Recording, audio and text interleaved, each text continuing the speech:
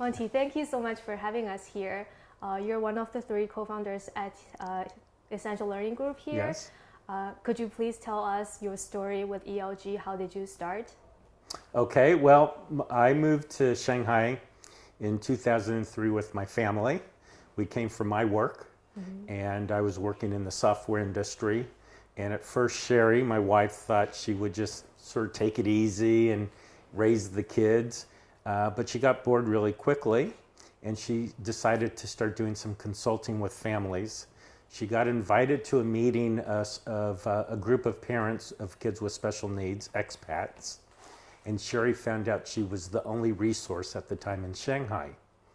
So she started supporting those families, going from school to school, family to family, and she kept seeing terrible things happen. Kids would get kicked out of schools, they weren't getting the services they needed, and she would come home every night with some story, and she'd say, somebody should really do something. And then she also started volunteering at one of the local hospitals, training doctors on how to diagnose autism, because they were just becoming aware of autism at the time, but they didn't really know how to diagnose. So Sherry taught the doctors how to diagnose, and then realized there were no place for those kids to go once they received a diagnosis. So after about 2 years of Sherry saying somebody should really do something, I said to her, well, why don't we try to do something? And that's when we decided to start ELG. That is really cool. So you started this as a way to support your wife, Sherry. That's right. In the things she's interested in. Right. And Sherry's a speech pathologist. She has her PhD in speech pathology. So she's very, very knowledgeable about children with special needs and especially about autism. That's one of her big areas of interest. She's fantastic working with kids. She's amazing, but she doesn't have really the organizational or business skills, which is my strengths. I have an MBA. So I said, well, I'll take care of all the organizational things, the marketing, finances, and you just worry about working with children and families. That is wonderful. Was there any difficulties in your foundation of ELG? Well, yes, because after I really started working on this, it took me about a month to realize I really didn't know what I was doing specific to China in terms of getting licenses, how to get real estate, a location, how to set up as a legal organization here. And I called a friend of ours who had been in China quite a long time, Andrew Hill, and I said, hey, Andy, we're starting this organization. He had known about the idea. So I said, we're starting this organization, and I really don't know what I'm doing. Do you know anyone who can help us? And Andy said, I will help you. And so he immediately got involved, kind of like our Chinese partner or our Chinese consultant, because he's fluent, he's been in China a long time, he's done a lot of work with the government. So he was the perfect person to help us. Right. It looks like the 3 of you worked perfectly together. Now, what is ELG doing at this moment? So I wanted to mention then when we got started, Right. Andy and I started going to meetings with people to tell them about our idea and what we wanted to do. And I thought, we have this great idea to help children and to help families. This ought to be easy to set up. And we kept going to meetings where people would tell us, impossible. You'll never get started. There's no license for this. There's no way to get started. It'll just take you forever. And we wanted to get started in 9 months because we had families that needed services. And so the big message we kept getting was impossible. But we were very persistent, went to meetings, and we finally found someone in the government who said, these are good people, they have a good idea, I'm going to help them find a way to get registered. And that's really how we got started. That is great. And now after all those initial difficulties, how are we doing now? We're doing great. It's been 11 years. Okay. We started back in 2006 with 5 or 6 kids, 7 staff members. Now we have 70 employees. We have a full-time program for children who cannot go to international schools or get their needs met at local schools. We have a clinic where we probably have 250 clients. We have 30 staff that are experts in the field, specialists in different aspects. So we've grown quite a bit, and we've helped hundreds, if not thousands, of families. These are great things that's happening here. How do you differ from other providers? Well, that's a great question, because there are a lot of providers now who have gotten started or trying to get started. I think what makes us different is we have a very high level of service and professionalism. We base our programs on a model that's from the United States, based on best practices. We don't make up anything ourselves. We don't try experimental things. Everything we do has been proven and tested. There's research to support it. But the thing that makes us, I think, the most unique is this idea of having a multidisciplinary team. When we work with children, we always have educators involved, speech pathologists, occupational therapists, behavior specialists, psychologists. So we have all those different points of view contributing to helping with the development of children and our clients. Oftentimes you see programs where you have isolated specialists working. Our team comes together to get all those different perspectives, which is a very powerful way to work with children. We also really focus on individualized services. Every child with autism is different. There's no one child that's the same as any other child. They all have different strengths and different abilities. They respond to programs differently. So everything we do is individualized. We understand each child, what they need, how they develop, and then our programs are really targeted to that individual. That's I think that's kind of a very Western concept, to look at children like that as individuals. I think in the China education system, they're so used to having large classrooms, 40, 50, 60 kids, that they tend to view them as a group. And that works in regular education, I think, but with kids with autism, everything really has to be targeted to the individual. Right. It definitely takes an army to raise a child with autism. That's right. Is there any particular story that left a deep impression in you When that you'd like to share? Well, when we first got started, we had a boy who joined us. I think he was about 9 years old. He had been sitting in Chinese kindergarten classes in the back of the room, just playing with toys, like trains, just banging them together, not getting any service. As long as he sat there and didn't cause any trouble, he was okay. When he joined us, we started programs for him. We started pushing him to communicate more, to learn, and he started having temper tantrums and acting out. And our teacher at the time was like, that's fine, we'll deal with it. And she had a great way of working with him to develop his language and his behavior, and he started learning, he started communicating, his tantrums went way down, he became this really amazing boy, and he even got to the point where he was sending his father email. That was one of the things that we covered, and his father called us up in tears and said, I can't believe my son is sending me emails. I feel like you've given me my son back. And that just had such a huge impact on us. That's a very moving story. Yeah. Yeah. Now that we're doing so many great things, what's your vision on the future of ELG? Well, most importantly, we want to keep doing what we're doing. We've been able to attract lots of people to come to China. I used to talk about when we first got started, I would sort of make fun of Harvard, because I went to a different school than Harvard, where these experts would fly in and they'd do a day or two of training and they'd leave. And the trainers didn't really understand Chinese culture. They didn't understand the situation here in terms of education. So they'd have all these great lectures, but no one could do anything with it. So one of our goals was to bring experts to China. And as I mentioned, when we first got started, Sherry was the only expert. Now we have probably about 30 experts on our staff. And we've also trained a lot of local Chinese staff on how to work with kids. So we want to keep doing that. We want to keep bringing experts to China. We want to keep training local staff and just keep providing the services that we're doing. We do want to start looking at services for adults because there's very little services for adults here.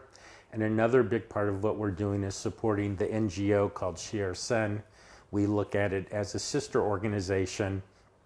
We help get it started, but it's a separate organization that's going to be providing training and workshops for Chinese parents and educators. And we see that as part of our mission to support those NGO kind of activities. Monty, it was funny that you mentioned the Harvard experts who would come into China and then leave. I'm wondering, how can we or the society do in order to support children with autism and their family? There's so much I think that society can do. One thing that we've seen over the last 10 or 12 years is so much more awareness about what autism is. There's just much more information out there for families. There's access to information on the web, WeChat, and so on. So in general, I think people are learning a lot more, but we need to keep educating parents and professionals. Parents really need to be educated about what autism is, what causes autism, because so often we hear stories of doctors or professionals in China blaming the parents. They'll say it's the parents' fault because they worked too hard or they didn't take proper care of the kid, and we know that's absolutely not true. It's not the parents' fault. So we need to let parents know that, and we need to educate parents on things that they can do at home to help their kids, because children with autism have a lot of challenges in terms of behavior, communication, food, dinner time, meals can be very challenging for parents. Getting kids to sleep can be very challenging. And so we need to let parents know what they can do to help their kids. There's also, I think, a lot going on in terms of education in China. I know the government has been passing rules about getting kids into schools, children being served by schools, but there's so much that needs to be done on how to train teachers on how to actually help those children. How do you integrate them into classes? So I think a big part of what we all have to do is focus on education and training. There have been definitely much development since you started ELG in terms of education and training. Is there any major trend you think that is currently happening? Well, I think the major trend is people becoming a lot more aware. So that's one really great thing. And then the other major trend I think I mentioned is I think the government in China is becoming more and more supportive over time in terms of thinking about what schools need to do differently, what needs to happen differently in communities. So we want to be part of supporting those trends. And I guess the third thing I would mention is that parents themselves are becoming much better advocates for finding out information. You know, the networks that exist through the internet, through WeChat, means that parents can talk to each other. So when we're meeting parents, they're so much more knowledgeable than they used to be 5 or 10 years ago. That is so good to see. And what about you as an educator yourself? Is there anything you want to see that will happen to the industry? I think I just want to see more services being offered and more support. There's a couple of things I think that are really needed. One is we need more people trained on how to work with children. If you look at the education system, universities, they just don't have the capacity right now to produce all the specialists that are needed, speech therapists and even teachers and trained people. You know, that's a long process of developing education and training, but families need help, schools need help, and I think there's an opportunity to create workers who have enough knowledge to be helpful to families, to be helpful in schools, kind of a new class of paraprofessional is what we would call them in the US. So that's, I think, something that's needed. And then second is programs for adults. There's adults with autism. who oftentimes are just at home, and we need to create job opportunities and job training for them where we can find appropriate services and activities for adults where they can contribute to society as much as they can. Okay, that's great. Now that you mentioned adults with autism, is Essential Learning Group planning on working with those adults? Well, what we have right now is we have a small program called our Life Skills Program that is geared towards either older teenagers or young adults, people in their 20s. And what we do with them is focus on what we call life skills. So they need to know math in terms of how to count money, how to buy things. They need to learn how to take the subway and get around themselves, how to have simple ability to read signs and so on, and to start to develop skills that they could use in a workforce, how to communicate, how to help out in an office, maybe doing some cleaning. So we're developing those kind of programs. That is good. Thank you very much. Thank you. All right. Thanks. So one of the things that we need to do is identify autism early. So, you can start to recognize autism sometimes as young as 1 year old, 2 years old, and we really try to encourage schools to do screenings. Oftentimes what happens is that when kids are struggling, parents don't really know what the issue is. They might not even know that there's something wrong with the child. And so we have a program where we can go into schools and do very simple screenings, but you can definitely identify some of the early signs. And we know from all the research that the earlier you start with children, the better the outcomes. So if you can start working with children as young as 2 years old, 3 years old, you have a much better chance to teach them the right kind of communication skills. You can work with them much better on their behavior, and they'll have a much better chance of being integrated into schools. So early intervention is a key idea. Early screening is a key idea. That's something I think society would benefit from quite a bit. What should families do once they realize they have a child with autism? What families should do, when families are concerned, they should seek out help. Okay. And, if they're doing research, if they're reading about this on the web and talking to other parents, they'll start to get an idea of what to look for. And if they see that, then they should go find resources. We've found that oftentimes that doctors might not always be the most knowledgeable in some places, but usually there's a group in every city that knows about autism. So they have to seek out other parents and seek out professionals who really know what they're doing. Okay, that's great. Can children from Chinese family attend our programs here at ELG? Yes, we work with both expat and local families, both in our full day program and also in our clinic. Could you please give us more details about our clinic and full day programs?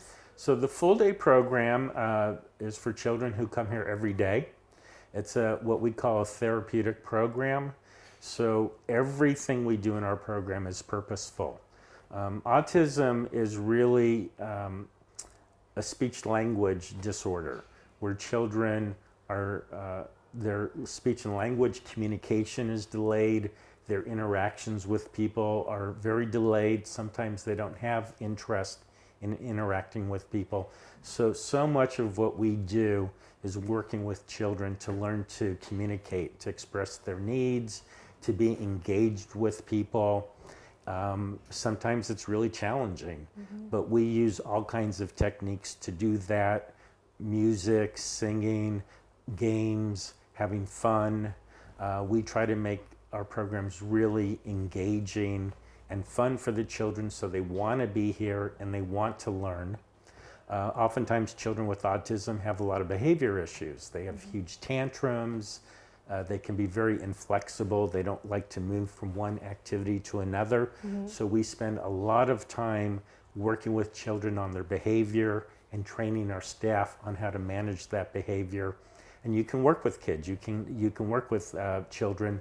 You can start to get them to do what we call self-regulating, where they learn to control their emotions, they learn to control their behavior very slowly at first. It's a slow process, but you can make steady progress, and you can really get very far with children to learn how to do those things. If they can express their needs a little bit and they can control their behavior a little bit, they're so much more able to learn and have fun, and having fun makes them want to learn more. I'm sure. And how can parents seek help from the clinic? In our clinic, we offer a wide variety of services. We have speech language therapy. We have occupational therapy, which has to do with self-help skills, balance. Sometimes children with autism have very strong sensory issues. They're very sensitive to touch or to noise or to light even. And we can work with children to become more flexible, more adapting to those sorts of environments. So we have those services.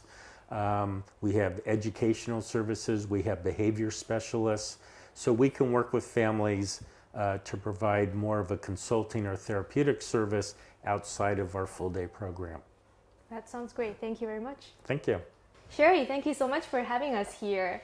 And you're one of the 3 co-founders here at Essential Learning Group. Could you please tell us your story, how you started this? I'd love to tell you my story.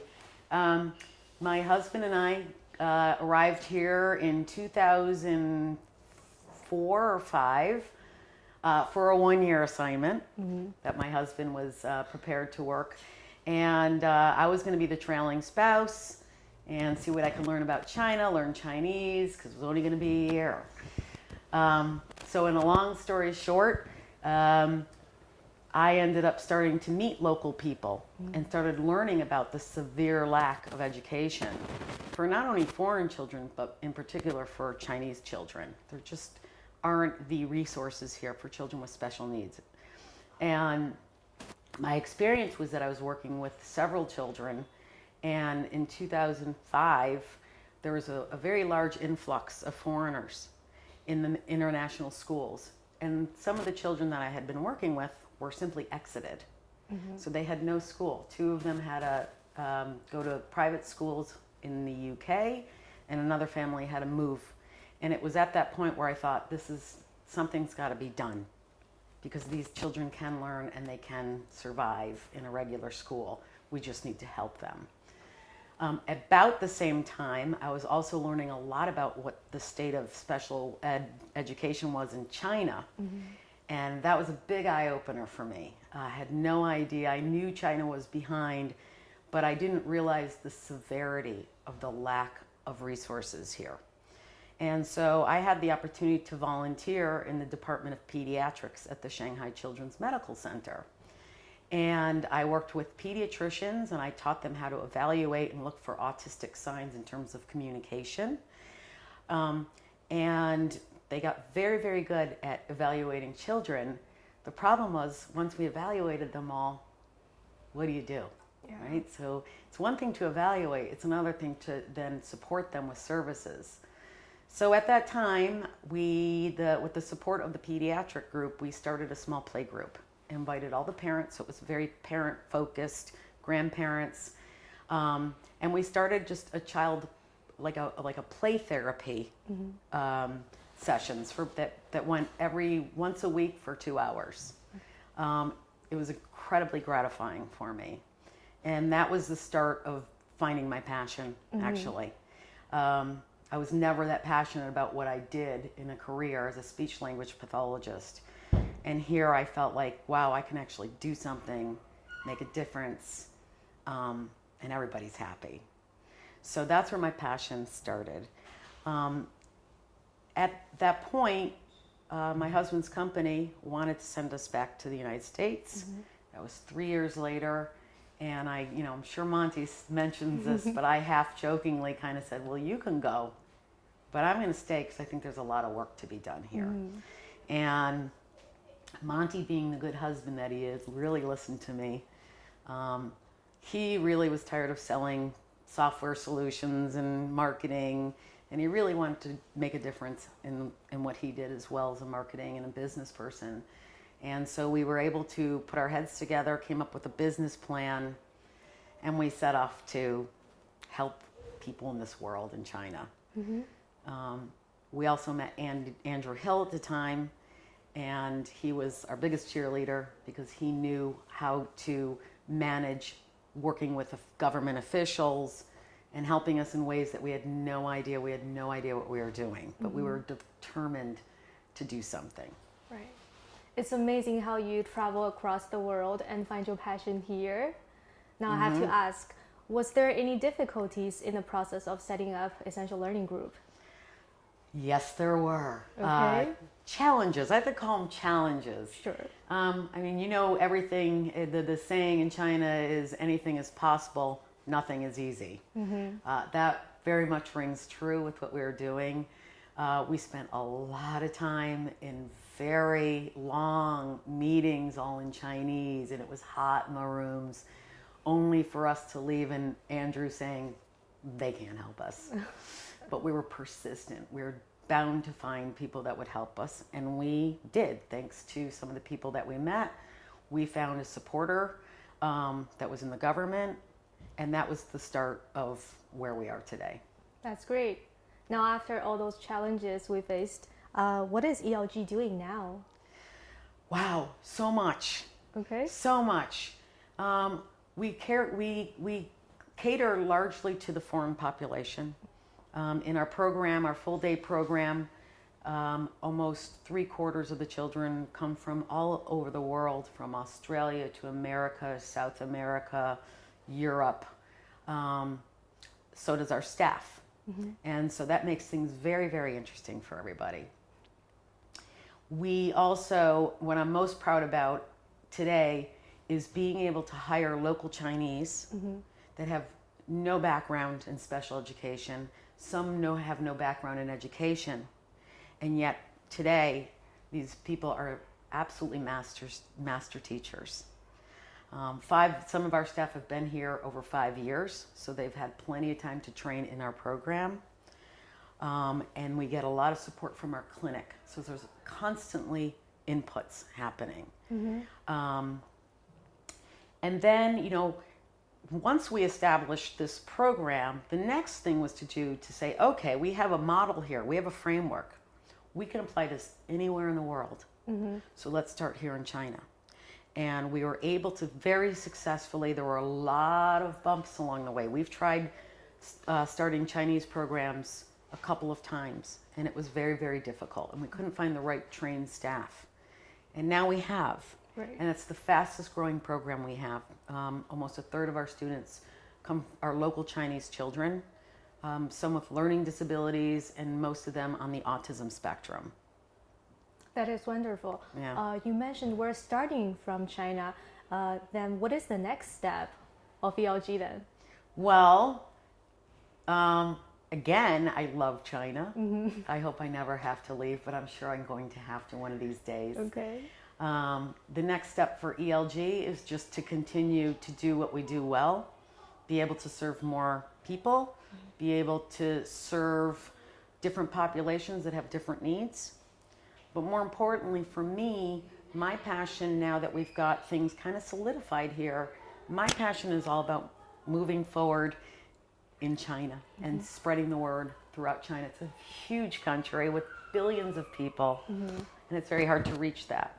So by working on things like a platform, which I'm sure we'll get to more later, we have ways to just grow in awareness, starting with there, starting awareness, but then being able to train people far and wide, and that's most important. Okay.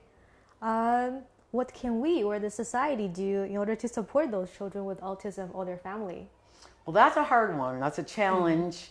In Shanghai, where it's still shameful to have a child with special needs. Parents still keep them inside. I'm starting to see that change a little bit. What I think we need to start with really is to continue growing the awareness. So 10 years ago, if I mentioned the word autism, nobody would know what that meant. Today, if I mention that word, even a taxi driver knows autism. They might not know what it is, but they know the word. And that to me is a start. So creating the awareness and talking to people that special children with special needs are just as important members of our society and can be very productive in our society. And that's what I would hope to see more than anything right now, even before we get into establishing programs and training programs. I want there to be more acceptance in this country. That's great. Now that you mentioned taxi drivers now know more about autism, what are some of the major developments other than awareness that has happened in supporting autism here in China? Well, from our point of view, we are doing as much as we can working locally. So, for example, partnering with a local special education school, doing on-site trainings with people that already exist. What's really important about what we're doing here is that we've seen a lot of people sort of come and go. They come and do a training and then they leave. So it's not sustainable. With our model, we constantly have new people coming in. We have specialists coming in from all over the world. So we're constantly here. We're not going anywhere. Which means we can actually really help make changes and sustain all the trainings and continue to support people across China in however way we can do that. Right. What do you hope to see in this community in the next 5 to 10 years then? I'd like to see a lot more training. For me, it's one thing to go to a school and to study special education or occupational therapy, but there's just so much you get from a textbook and what you read. You have to be in it. You have to experience working with children with special needs. And so the more people we can actually get here on site, the more they really understand the operations of how to create a really successful clinic or business or school for that matter. There's a very large growing interest in training speech language pathologists here now. I'm working with a couple of universities in the United States. The problem is that they have these great ideas, but they're still in the United States. Yeah. So for me, there's more of an urgency here. We don't have time to set up master's degree programs. We don't have time to really start going through formal education because there's a very large number of very intelligent, bright people here that we can train immediately. And then in turn, they can train and train and train. So for me, I like the idea of being very local, training on site, and maybe teaching some courses. I would love to see an established speech language pathology program, college program here. And that's a great idea. That's not going to happen in the next 5 years. It's going to take much longer than that. So we need to focus on today and who we have today and who we can train today. In the future, wouldn't it be lovely if we had some really good established programs that we could coordinate with the existing colleges here, for example?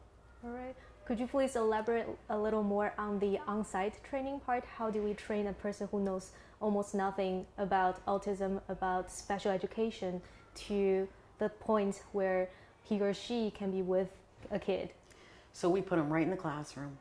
I don't have them read anything yet. All I do is, we have people that come in, they're very uncomfortable, but they want to come in and get trained. And the biggest thing that I do is take them out of their comfort zone. Right. I put them right in the classroom and say, go. And so they get to observe a little bit, and then we, little by little, give them tasks. And within a couple of months, they're quite independent on doing all these tasks. The only thing they don't do necessarily is really think on their own, be able to plan, be able to come up with goals, but they deliver the services beautifully, and that's what matters right now. Got it. All right, thank you very much, Sherry. Sherry, how can you make the biggest impact?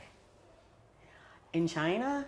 In the world, Or actually. in the world, yeah. So I think what we've done very, very successfully, what we've been working towards, is actually creating a curriculum that can be packaged, essentially. It can be replicated. That's what's most important, because now we have a whole system, a whole year's worth of teaching that covers everything developmentally. It covers teaching children how to socialize, how to develop language, how to improve motor skills. All that is part of this package that we train and teach on. And with a complete package like that, we can go to any city across China and across the world for that matter to start some programs and training. I always like to tell people this is not rocket science. You know, anybody can do this. They just need the appropriate training and support to do it. In my case, honestly, I want to just add this too. When we go to hire, this is what we look for.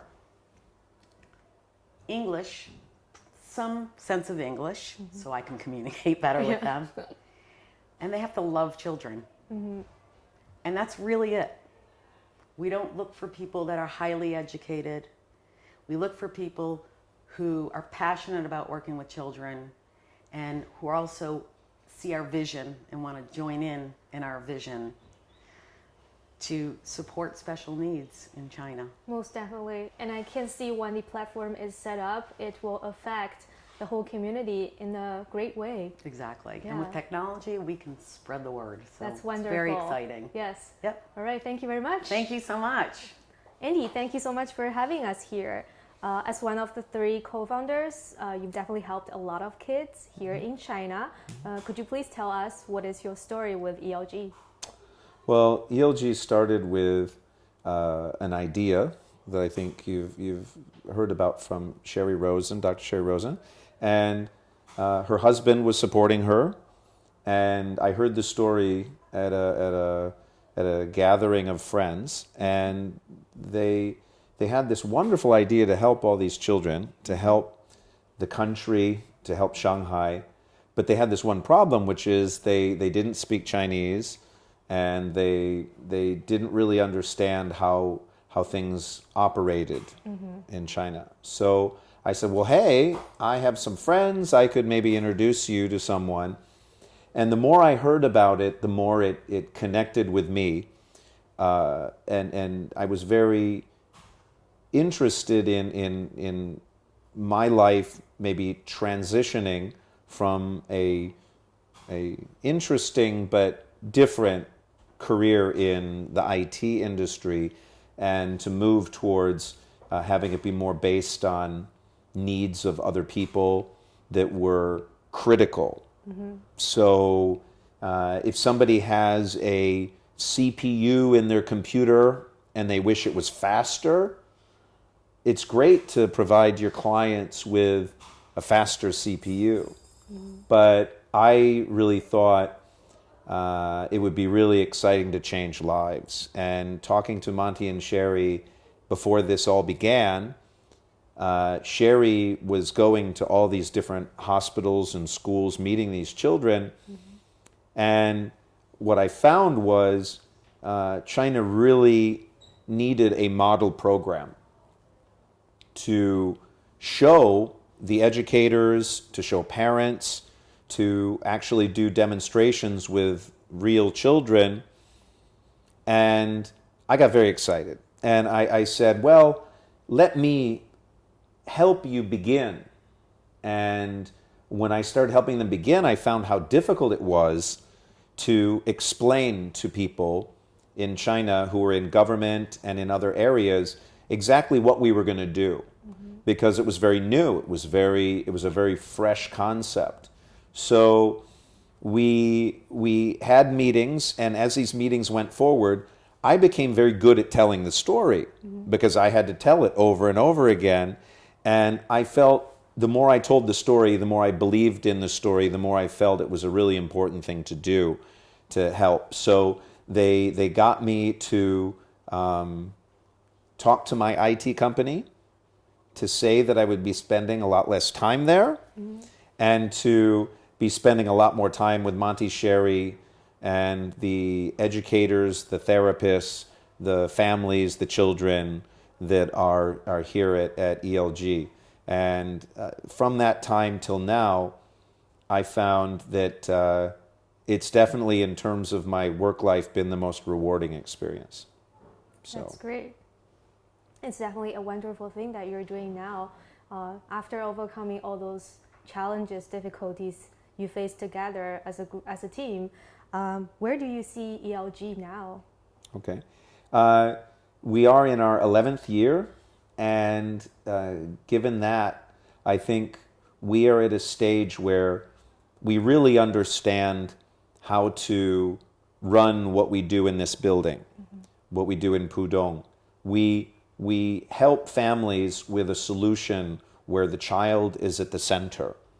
Every child can learn. Every child needs an opportunity to be researched, in a sense, to be investigated, to be found, to be having strengths, to also have some weaknesses and a lot of areas of improvement. I went to a good school. I've done a lot. There are a million ways I can improve. So this is for every person. And when we look at these children, when we can help them open up a lot of worlds that are closed to them, given we all live in this big society. And this society can be very scary. This society can be very difficult to navigate. So where we are today is really helping the families and the children to become a center of focus. When they become a center of focus, we look at taking therapists, all these people with multidisciplinary backgrounds, and put them together and say, what can we really do? But at the same time, what we're doing now is we're building these case studies of children and families that have struggled, and we're doing our best to show how they can thrive and succeed given the circumstances that they've received from their lives. And we are looking for the present future to also be an area of expanding to help more Chinese families if possible. We want to bring more therapists to China, but at the same time to have therapists who are in China become very strong and confident and skilled in their disciplines. And we feel like we've built a really good environment here for that.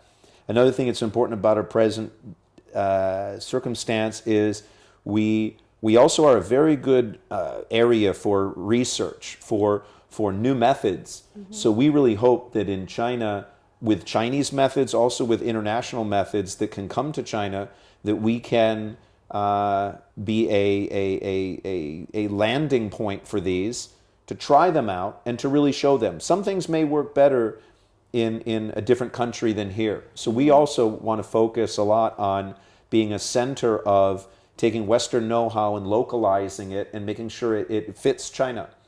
Because China, in certain areas of its culture and society, are coming from a different starting point. And so we want to make sure that what we're doing here really connects with the education system that exists here, the society, and the goals of the Chinese people and the nation itself, to make sure that these things really work properly here. The final thing I'll say is it's really important for me, it's been my dream, and I think we're actualizing it, is to, and this is part of the future, which I know you'll ask, is to bring China to the world on this issue. So I'll say that, and then you can ask me the next question, I'll answer it. Oh, thank you. What is LG doing in the near future then? So near and hopefully long-term future, the dream is to bring China to the world.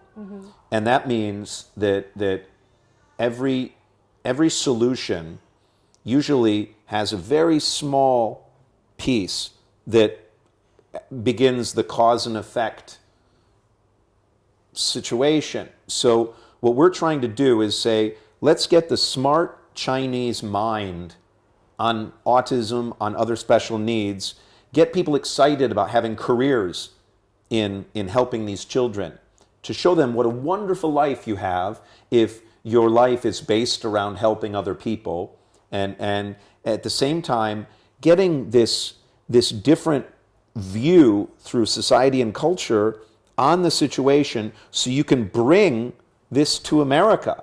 Maybe the best ideas, and I believe it's possible, maybe half of the best ideas to take care of children, to help children in the future are going to come from China.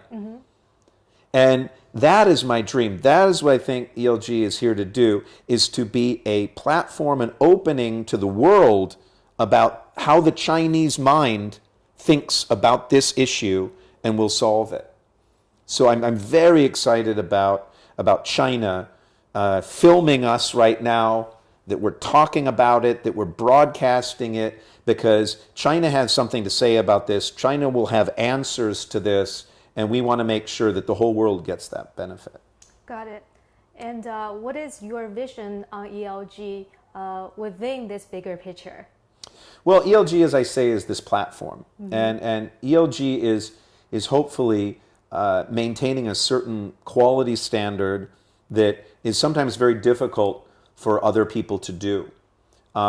Because we're getting these people who are coming from abroad, who have this knowledge where it's not really developed that quickly in China yet. So we have somebody here who's a drama therapist. And a drama therapist is not somebody you can easily find in China. So we have this very dynamic, rich environment here to bring all of these experts together in one location. This kind of environment is very hard to find anywhere. It's hard to find in New York, Tokyo, Berlin. It's not easy to find this.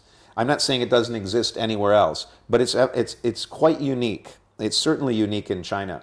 So what we're trying to do is ELG maintains this model that people can visit, people can study, people can look at it, but it's not something that we're expecting each other organization to create, right? It's supposed to be a model that is maybe an ideal model, and you take part of it. Because when we build this, it's a very expensive economic model to build and to create. So when we're talking about all the people in China to be able to get services and to get help, it'll very likely be a different business model, economic model than we have here. So we want to stay here. We want to show people what can happen. And one of the dreams we have is that we can become a more and more enriched training organization to make sure that people come in here, can see what we're doing, to be very transparent. And at the same time, as I say, ELG is a place where new methods, new products come in. They're looked at by Chinese experts. They're localized a bit. And maybe we re-export them back so that with different sayings like Deng Xiaoping said, socialism with Chinese characteristics. Right. We want to take these products and add Chinese characteristics to those products and give them back to the world. And I think they'll be better having spent time at ELG in this laboratory-like environment to be changed and then given back to the world. Got it. My next question is, 好的，等一下。 No problem. Okay.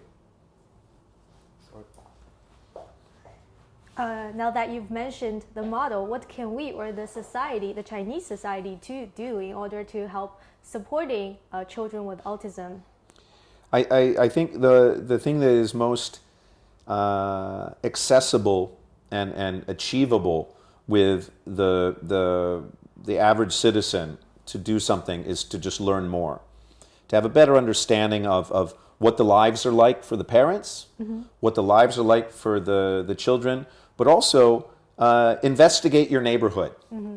Ask questions. Say, is there a special education school in this neighborhood? And maybe there is. Maybe you can visit. Maybe you can donate some time. Maybe you can read some stories online. There are also some great organizations that exist that are international, like Special Olympics and other things like this, that you can follow them. And if you follow something as large as the Special Olympics, there are a lot of stories connected with the Special Olympics that might reach your neighborhood. Or maybe you'll hear about a Special Olympics swimmer from Anhui, or maybe they're from Minhang district or something else in Shanghai. And when you get to know these kids' stories, you'll find that these stories are all around you. So just open your ears to stories. Look online. Online has a lot of great stories. And watch some videos, because then it becomes very human. And you really get to see the struggles. There's some wonderful videos online of some Chinese families and also some international families with Chinese subtitles that talk about the love of the parents that they have for the children, as well as the struggles, as well as how hard their lives are. And some of the things that they say, please try to understand our situation. And a lot of adults with autism or other issues will come and say, I wish people just understood me better. So I think that's the idea, is spend a little time, if you have it, with just trying to watch some videos, understand better, look at some big organizations that try to help, like the Special Olympics. And as you listen more, you'll find that all around you, you have ways to help, to contribute, and to participate. Right. Thank you very much for the good recommendations. What do you hope to see in the community? Sorry, can you ask the previous question again? Because I was in the picture. Okay. What was my question? Just ask. I don't have to answer again? Yeah. Okay. Then we move to another question. Next question. Did I ask you about the major developments? It was how they could participate. Or how Oh, people- right. What was my first part? Did I say model something? Blah, blah, blah, blah. Oh, anyways. Andy, what can we or the society do in order to help support those families with children with autism? Can we do that again? My gosh. Andy, what can we or the society do in order to help support those families with children with autism? Let's move on. Cool beans. Are there any changes you would like to see in China regarding special education? Absolutely. I think one of the first things that change comes about from awareness. So in terms of the community, I want a lot of people who right now might hear the word autism or hear these other things to really have the foundation of what that means. If they have that, then I think we'll see the entire community put more focus on it. If they put more focus on it, more government people will be able to have better discussions about autism and special needs. And as they have better discussions, they'll be more available to think about budgets, to think about allocated funds to schools, to train more teachers, to make sure that they properly support the schools that help the children and also the families. The problem here is there's been so much going on in China since I came 27 years ago that this is something that China is working on getting to, but it takes a while to learn. It takes a while to understand. So if all of us as a community can come together and learn more about the children and the ways in which they learn, then we can have the government have better conversations, and as they have better conversations, we can have proper funding. For example, the government has been wonderful in terms of creating wonderful schools for the equipment, for you would have a beautiful whiteboard, which is a great tool for the teachers, but it takes time to develop teachers. Teachers are part of a trade, a craft that gets developed over generations. So China's working very hard, and I think they're doing a great job, but what I'd like to see is that we maintain this progress, that we build upon our success and understand that we still have a long way to go, so we keep supporting more training, helping young people understand what it's like to go into this as a vocation, as a career, so that more children who have the passion actually go into this as a career. And also that people who maybe didn't fit into other careers would actually be a really good fit for this job. So in our community, for special education, I'd really like to see more engagement of different types of people taking their passion for helping kids, for making a change in families' lives, and that they actually are very strong participants in the special education world in China. Thank you very much. Those are definitely some great insights. Thank you. All right, thank you for having us here today. Well, thank you for coming. I really appreciate it. 欢迎大家来到暖心访谈，我是主持人 Katie。暖心访谈是一档关于孤独症行业的系列访谈节目，我们将邀请行业内各领域的顶尖专家和领军人物，畅谈行业发展现状和未来愿景。上海学健是一家面向孤独症孩子的专业特殊教育机构。今天我们有幸请来了3位创始人来向我们讲述他们的故事。